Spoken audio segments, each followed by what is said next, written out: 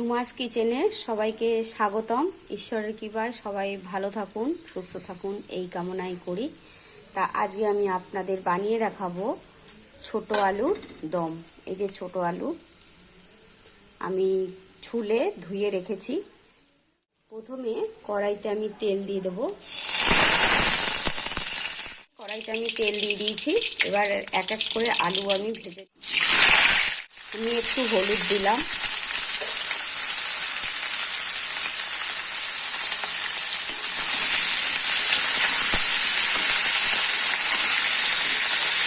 এই নতুন আলুর দম দিয়ে রুটি বা পরোটা বা কচুরি যাই হোক না কেন খেতে ভীষণ ভালো লাগে। নুন দিয়ে দেবো। আমি আগে নুনটা দিইনি, কড়াইতে আলুটা লেগে যায় বলে। আমার মোটামুটি ভাজা হয়ে গেছে।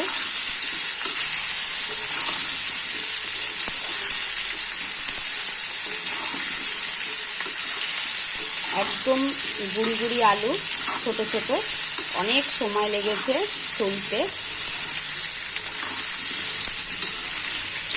অনেকই কষ্ট হয়েছে আমার, কিন্তু খেতে তো ভালো লাগবে।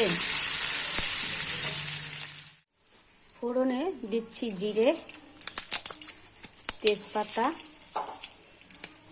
আর একটা শুকনো লঙ্কা আমি ভেঙে নিয়েছি।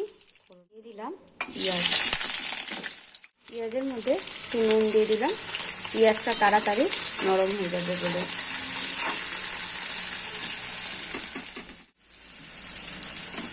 দিয়ে দিলাম টমেটো কুচি। টমেটো পেঁয়াজ আমার ভাজা হয়ে গেছে।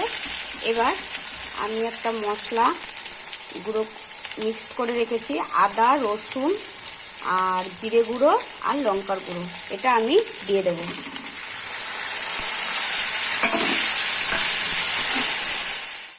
দু চার দানা চিনি,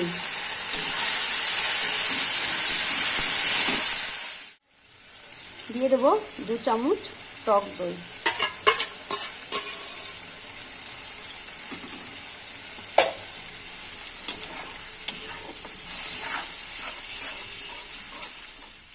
একটু কাশ্মীরি লঙ্কার গুঁড়ো।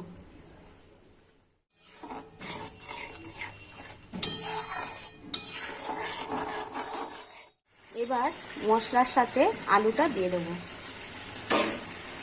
আলুটা আমি ভালো মতো মশলার সাথে কষিয়ে নেব।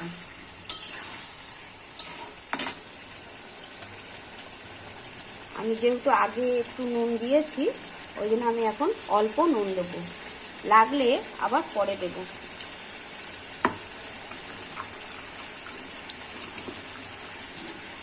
দিয়ে দেবো কড়াইশুঁটি।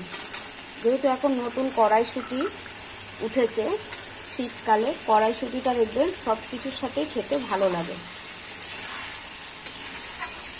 নতুন আলু দিয়ে কড়াইশুঁটির দম, ও ব্যাপারটা পুরো জমে যাবে।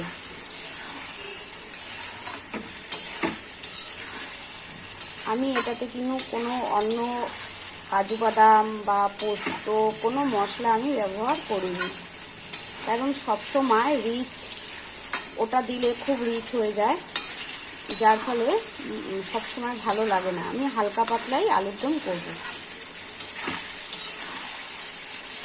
বেশি মশলা দিয়ে করব না।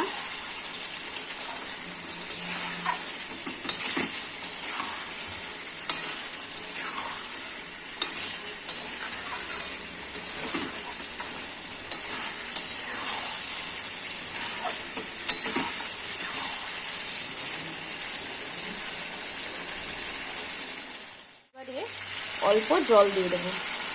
আমি যেহেতু এইটাকে গামাখা গামাখা করব, বেশি ঝোল করব না, রুটির সাথে খাওয়া হবে বলে, যার জন্য আমি এটা গামাখা গামাখা করব।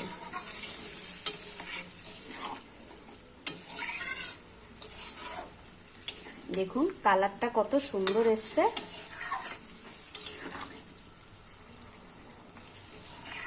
আমি একদম ঘরোয়া পদ্ধতিতে আলুর দমটা করলাম। ভালো লাগলে আপনারা একটু কমেন্ট করে আমাকে জানাবেন, তাতে আমার আরও নতুন নতুন রেসিপি করতে আমার আগ্রহ হয়। একটু লাইক করে দেবেন আর রেসিপিটা সবাইকে শেয়ার করে দেবেন।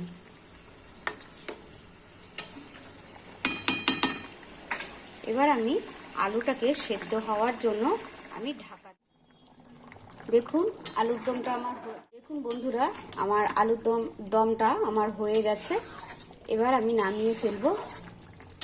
একদম মাখা মাখা হয়েছে, বেশি ঝোল হয়নি। যেহেতু রুটি পরোটা সবার সাথেই মোটামুটি আলুর দমটা চলবে, তার জন্য আমি গা মাখা করেছি।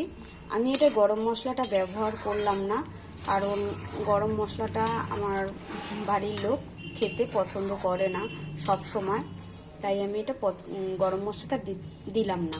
কিন্তু আপনারা চাইলে গরম মশলা ফোড়নেও দিতে পারেন বা পরেও দিতে পারেন। দেখুন বন্ধুরা আলুর দমটা কেমন সুন্দর হয়েছে দেখতে। দেখতে যদি সুন্দর হয় তাহলে মনে করবেন খেতেও সুন্দর হবে।